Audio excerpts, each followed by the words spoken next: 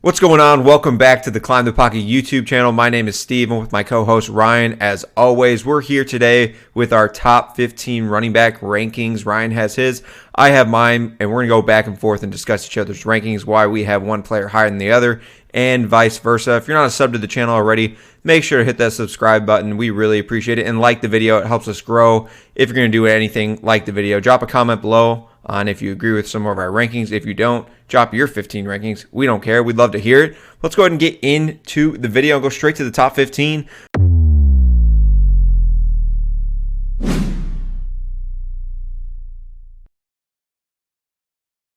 We both have Chris McCaffrey number one. We've discussed this in past videos.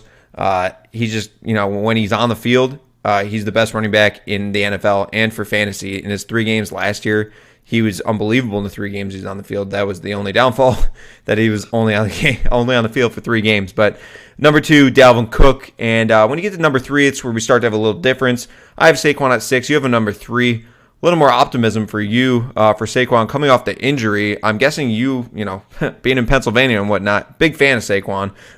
You are much more optimistic that he goes back to his rookie form. Yeah, I mean, if you look at most of these guys, there's some type of injury history, right? And with Saquon, yes, the injury was gruesome, but he did get it out of the way. Yeah, it was early in the season. He was on my fantasy team. I think him and Nick Chubb got hurt in like the same week. You take the Dalvin Cook path. I mean, tear exactly. ACL early and then just be a star. And he was a star his rookie season. Cook's missed 2 games the last 2 seasons. Like he's been one of the more dependable running backs in the league, and people still want to say Dalvin Cook has an injury history. He is the labeled running back for running back injuries. It's like, oh, Dalvin Cook gonna miss some games. It's just because he's missed the games late in the season. That's just how it's shaking out. He can miss them early on, and people would still say the same thing. It's just It's weird. He's played 14 games the past 2 seasons. That's really good for your running back one.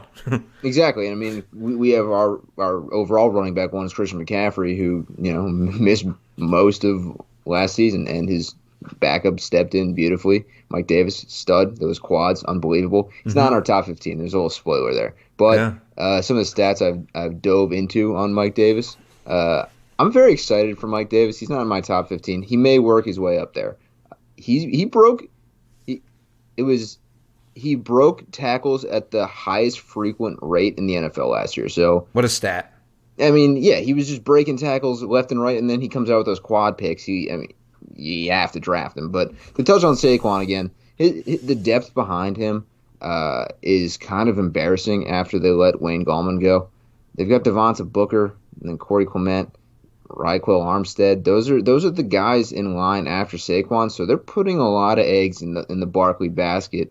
And with an offense that should be a lot better than it has in years past, teams can't just focus on Saquon, right? And I really think he's the next most complete back behind Cook and McCaffrey. And you can't really drop him down your rankings because of injury, because all these guys have some type of history. So I'm expecting a big year out of Saquon. It's tough to see as an Eagles fan.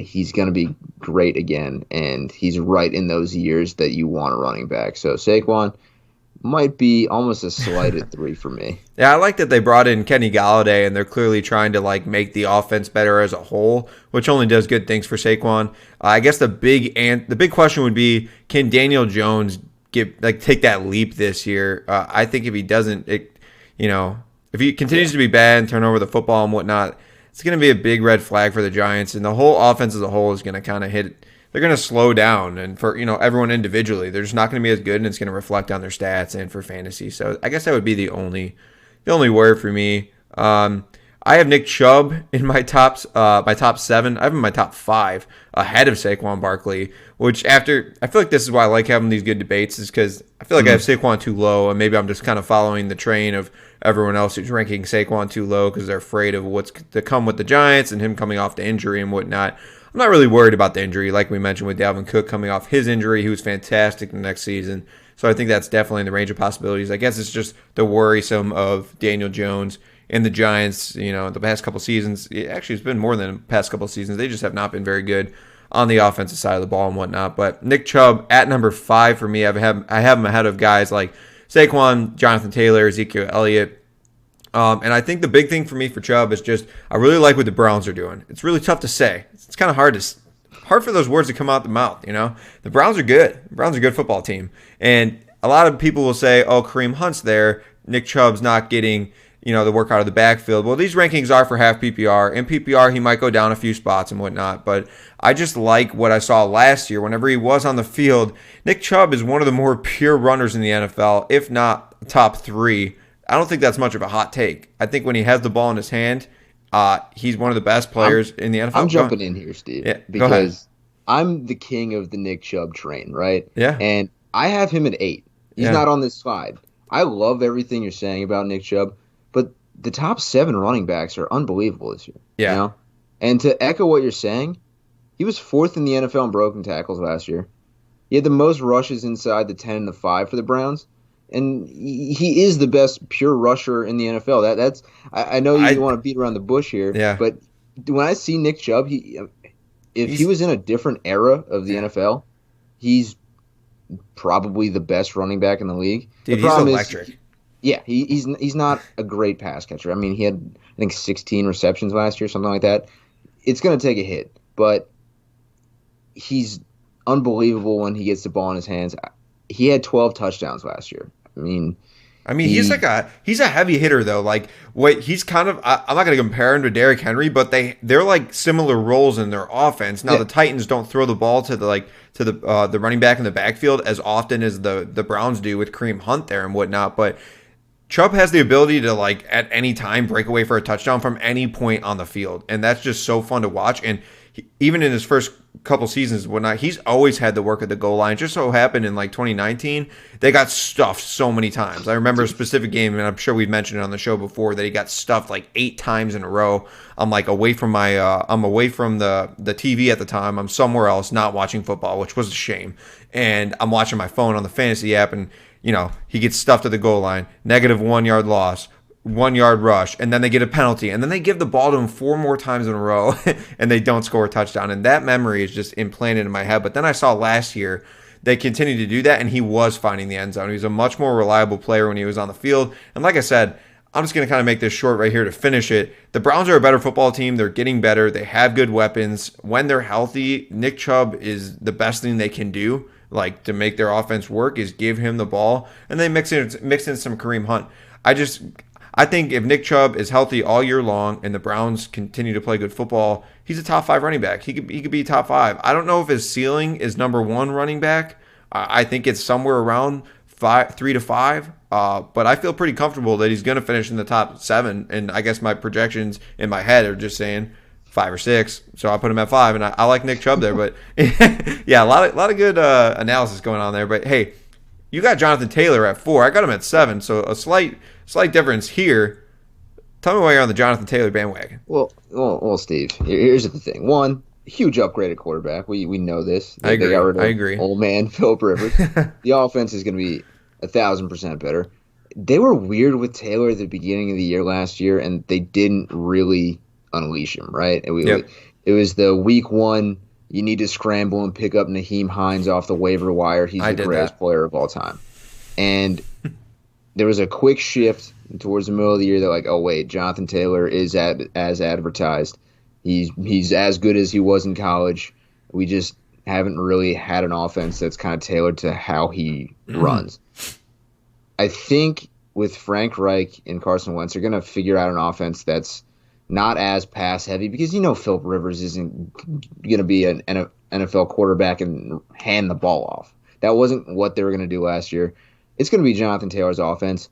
You can see that they didn't really add anything in the pass game yet. I mean, there's always the hope for Julio or Zach Ertz, but that doesn't change.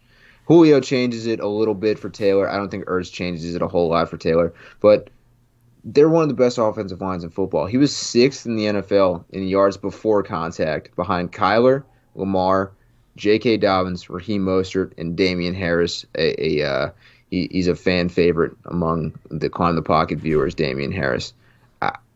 I really think that this line is the key, and I don't see a world where he's not catching 50 passes next year, something that guys like Aaron Jones haven't done. I Mm-hmm. mean, he was, I think, he had 4 incomplete passes his way. Yeah. He's effective, right? And if Wentz kind of figures out how to get the ball down a little bit, he was kind of high on Miles Sanders last year. I think Jonathan Taylor can finish as the running back one. I mean, it's not out of the realm of possibility for him. Man, 50 catches, that'd be unbelievable. That'd be Yeah, I awesome. think he had 32 last year. Yeah. Something like that. That would definitely be awesome. We'll touch to it later, a little bit later when we get to the Dave Montgomery talk. But I posted a video on my burner fantasy football account. I'm not going to drop the name here. That's not what it's for. It's a dangerous world to have a burner. Yeah, exactly. But it was kind of just discussing like what Dave Montgomery did compared to Jonathan Taylor last year. They had extremely similar seasons. It was like odd when you look at the stats. They averaged like in the first half of the season about the same amount of fantasy points, and then they ended the season averaging the same amount of fantasy points in those same amount of games. It was kind of weird. But Dave Montgomery got all this hype for having this schedule that was a cakewalk. But Jonathan Taylor's schedule was also a cakewalk, but now Jonathan Taylor's a top 5 pick in fantasy drafts, which is kind of crazy, and Dave Montgomery's still hanging down there with no respect. It's just something that people should look into a little bit, when they're drafting those 2 players. I'm super high on Jonathan Taylor, which means I got to be higher on Dave Montgomery, which means let's go ahead and do our next 8 players, or 8 through 15 and whatnot. And Dave Montgomery finds himself in those rankings.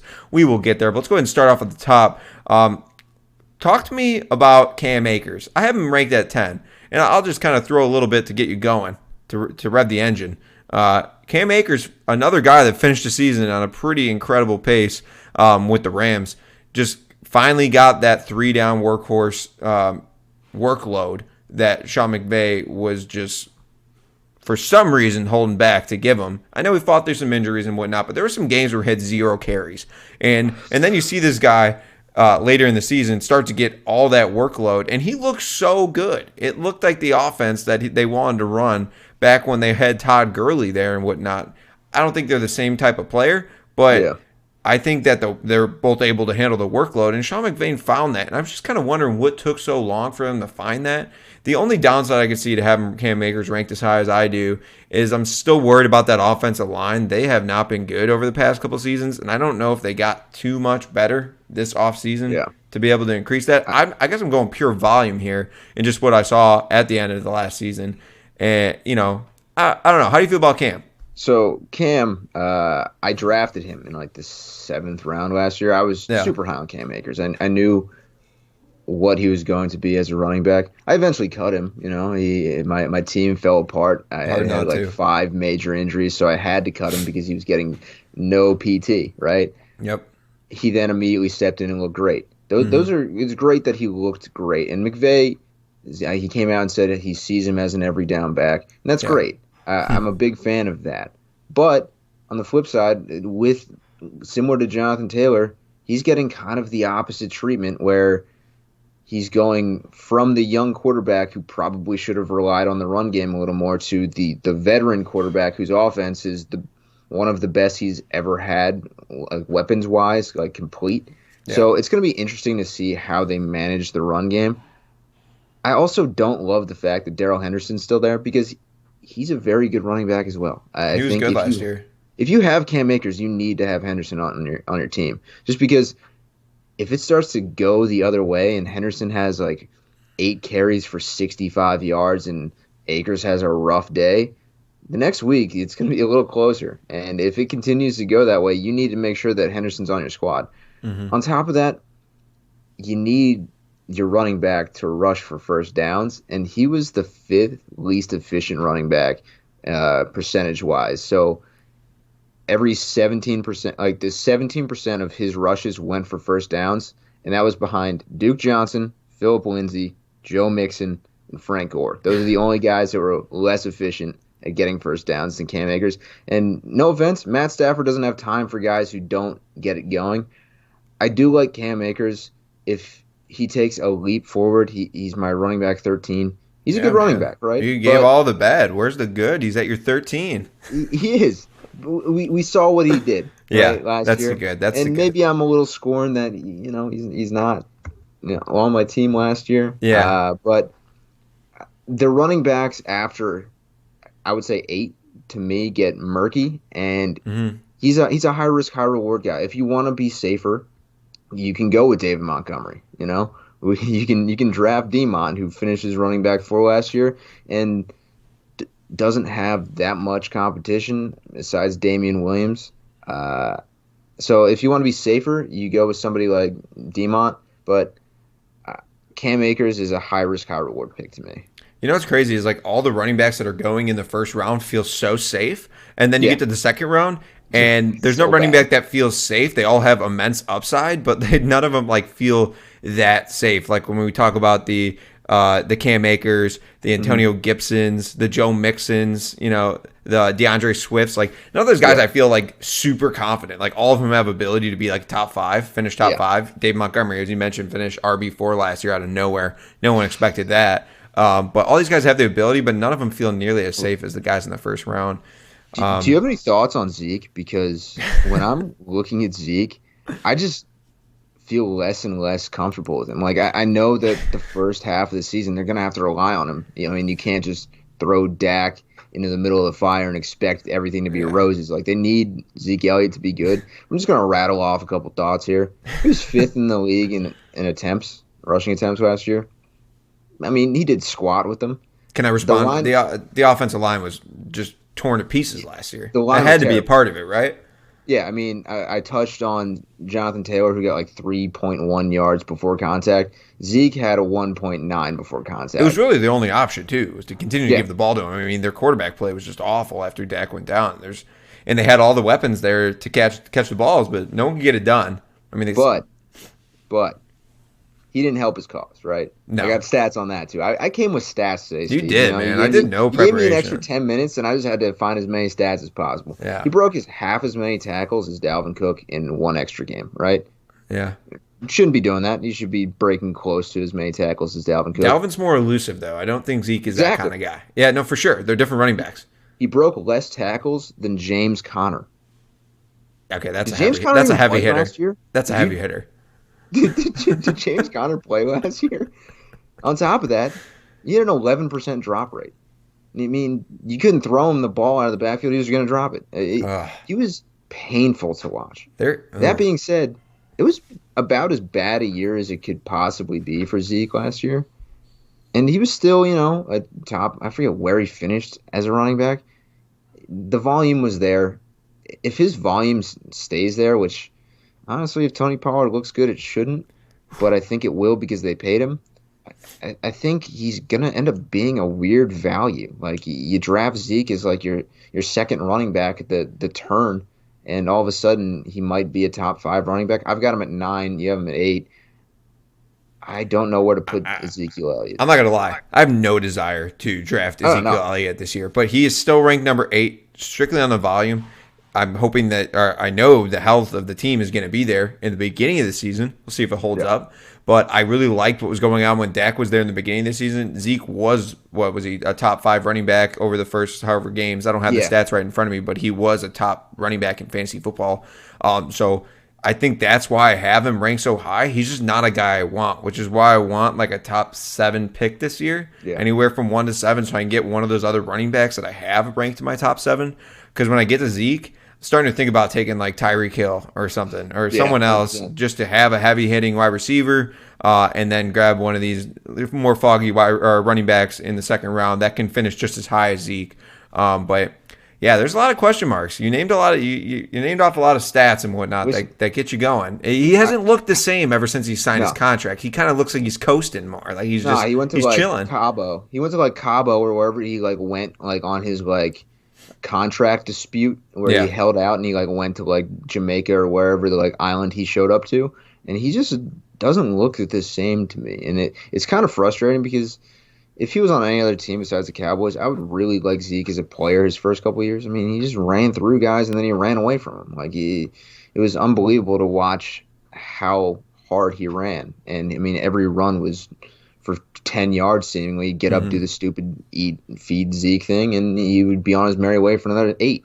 Like, I really liked how Zeke played. He's just frustrating. I mean, if he comes into camp and looks great, I mean, I feel like he's going to quickly move up draft boards from, like, the 9 to, like, the 5 or 6 area. But right now it's tough. But he's getting drafted for me right in front of a couple pass catching guys, and like I want to love these guys, but their names just don't feel electric to me. Like I understand Austin Eckler's like fun. Like I mean he's going to probably be the next security blanket for Justin Herbert. Like I mean Hunter Henry's gone. I mean we touched on that last video when we talked about Herbert, but Eckler is interesting. I mean he was averaging, his targets were a yard and a half behind the line of scrimmage, and that was the third shortest ADOT, which is, a fun little stat that people like to trot out there. But he was top 10 in yards after catch, and he was third in yards after catch per reception. So, the explosiveness is there with Eckler, but I don't know, man. Like him and Antonio Gibson are just weird plays to me where I don't feel great as them being my running back one. You know what I mean? I will not. I like Antonio Gibson. I like what I saw last year and like his ability, the upside. We've seen that. We remember the 3 touchdown game and whatnot. That's it. But I can't rank him any higher than what I have him. You have him at number 11, but I can't do it because if he's ranked number 13, that would imply that, assuming most leagues are going to be super RB heavy and like 8 running backs are going to go off in the first round, he's going to be like in the first half of the second round, and that feels early to me. I would like him more at the end of the second round at the turn so I can grab him, or maybe I get him at the beginning of the third if I had like the number 2 pick, and something like that would feel a lot better. But Antonio Gibson, he just kind of got – we haven't seen it all. We haven't seen the volume. He was extremely efficient in the touchdown department last year, and I'm not – I'll give him the benefit of the doubt. He was a rookie last year. These things happen. That was good. That's a good sign. That means he could score touchdowns. That's awesome. But we need to see his volume go up. And with them bringing Ryan Fitzpatrick and a couple new offensive weapons that they're going to pass through the air, and they have J.D. McKissick still there, and I'm not a really big fan of J.D. McKissick. I think that was kind of the guy for Alex Smith to go to last year. I don't think he's going to have the same connection he did with Ryan Fitzpatrick. But we just got to see the volume. And he's going to be a guy you're going to take a risk on who has the potential to be a top 5, maybe top 7 guy. And he's going to hit. If you draft him in the second round and he hits, that's a fantastic value you got him at. But he's a risk, for him to be your RB1 if you took a wide receiver in round 1. It's a risky guy, and his name doesn't look as sexy, even as a guy like Joe Mixon. I haven't ranked at 15. Maybe I'm swapping these guys. I kind of like Joe Mixon a little better. Joe Mixon gets the most hate, and we talk about this every video. He gets the most hate out of any running back in the fantasy football community. But I kind of like Joe Mixon. If this guy stays healthy and Joe Burrow's healthy and the team's rolling, why can't he be ranked as high as Zeke? So why not? Here's my thing with Joe Mixon, right? Everyone wanted Joe Mixon to be a top 5 running back the last 3 years, right? Yeah. And people went out on limbs. Everyone kind of picked their year to go out on a limb for Joe Mixon. Yep. And they feel like they got burned by Joe Mixon every single year, right? Joe Mixon's still he's getting drafted right around where we have him ranked, obviously. Yeah. But before his injury last year, he had back-to-back 1,400-yard seasons. And he had 8 touchdowns and 9 touchdowns in those years. And he finished as, I think it was RB13 and RB9. I mean, he's got no competition, at all. Samaj Piran, save me with Samaj Piran. Samaj Piran, he was nice in a pinch last year for a game or 2. He showed you absolutely squat diddly last year. Samaj Piran can kick rocks. He's probably a great guy, probably a nice human. He's not a great guy. He probably is. I'm a big fan that they got rid of Bernard. That's awesome. Exactly. That's a huge sign for a Joe Mixon increase in passing volume, and that is a fact. It's a fact. They don't have anyone else that is a specialist like Giovanni Bernard was, which means he will get a decent amount of those opportunities. It's just a fact. It's fun. And we've been waiting for that. We've been waiting for it. Sorry to cut you off. Stones off saying that Joe Mixon's going to be a bust for fantasy. Right at this point, he's a value, right? Yeah. The guys there's guys on this list that I've ranked ahead of him that I'm kind of concerned that there's people that will take snaps from them. I'm concerned for Gibson a little bit. They've got They added Samuel. I mean, they've got J.D. McKissick, 110 targets last year. I don't think that's that crazy. Nick Yeah. Chubb, there's like a slight concern. I don't know, man. I just feel like there should be less concern with Joe Mixon. He's one of the last remaining guys that I can see getting 300 touches. And that's big in fantasy football. I really think Joe Mixon has a chance to be, once again, for the third year out of the last four, a running back one. And you might get him in the second round, in the middle of the second round, after you get somebody like Aaron Jones. Like, you're kidding me. Like, if you get Aaron Jones and Joe Mixon, like, you should be pretty pumped about your fantasy team. Yeah, I'm praying Joe Mixon falls in my draft and I can take him. Yeah, there's people who have animosity. I had him a few years ago on some of my teams when he was great. Still battled injuries that year. And then last year, it was just the false hope that he was going to come back every week, and he didn't. And that's just sitting back in the back of people's minds, and they just won't draft him because of that. You can't draft 100%, like, won't take a player because of some injuries and whatnot. I know Joe Mixon doesn't have the greatest history and whatnot, but I don't know. He's a guy I'm willing to take, not too early, but if I find myself getting him at the end of the second or even early third, that would be awesome. I feel really good about it. I do. Let's go ahead and end this video with a quick take on Deandre Swift at 14, because my one thing with Deandre Swift, and I just made these rankings today, I have him out because of just these weird thoughts that Detroit has to look at a guy like Todd Gurley. Or they bring in Jamal Williams, who is a great underrated running back, a great pass blocker, and he's going to be on the field in those types of situations. I don't like all of that mixed into the situation for DeAndre Swift as a guy that we all hope could be a 3-down running back. Steve, I'm going to keep it a stack of pancakes with you. Yeah. If Jamal Williams was taking snaps away from Aaron Jones, yes, there is no reason that he should not be taking snaps away from DeAndre Swift. Okay, cool. And I don't understand why people just overlook that. I don't know. Yes, DeAndre Swift was pretty solid last year. I mean, he scored 8 touchdowns, which is kind of blurring the vision of people, I think, a little bit. Oh, yeah. But they also had, not Jared Goff as their quarterback. Yeah. It's going to be very interesting to see what they do offensively there, because DeAndre Swift also wasn't drafted by the current regime. He's not a Dan Campbell guy, and the fact that they are looking for another running back is a concern after they spent money on a running back. I really do have concerns for DeAndre Swift, but when you get to this point of the draft with running backs, and he very well could be your second running back, I mean, you got to take some swings, because at this point, everyone that plays fantasy football has access to pretty much every tidbit of knowledge out there. So if Swift does take a stranglehold of this job, it could be huge for him. But there's also a giant concern that Jamal Williams is a 50-50 split guy. Yep. I like the Swift upside.